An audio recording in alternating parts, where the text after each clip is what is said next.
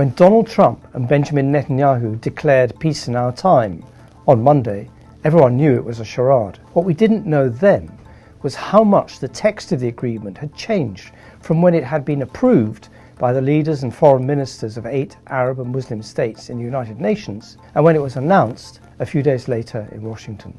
So Turkey and Qatar, who were part of the show, can claim they were duped. But that's a charitable way of reading what they have done. Betrayal is another word that comes to mind.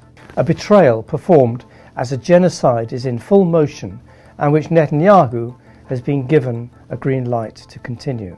The Qataris are furious that they were written out of the mediation role, and Trump refused to delay the announcement. It has since been restored. The Egyptians too are furious that the role of the Palestinian Authority has been downgraded and that Israeli forces will remain in Rafah and along the border with Sinai. But the names of each country are still on the statement, welcoming the plan, and neither have withdrawn from it, and both are now arm-twisting Hamas to sign up to it. Either way, each of the 8 regional nations that backed this agreement is serving the people of Gaza a bitter and bleak reward for 2 years of enduring the worst military onslaught in the history of this conflict. For Palestinians in Gaza, there is to be no light at the end of the tunnel, only a different form of occupation and a different form of siege. Just at that point in history, when world opinion has turned against Israel, and just as more countries than ever have recognized the Palestinian state, Arab and Muslim leaders have signed up to a plan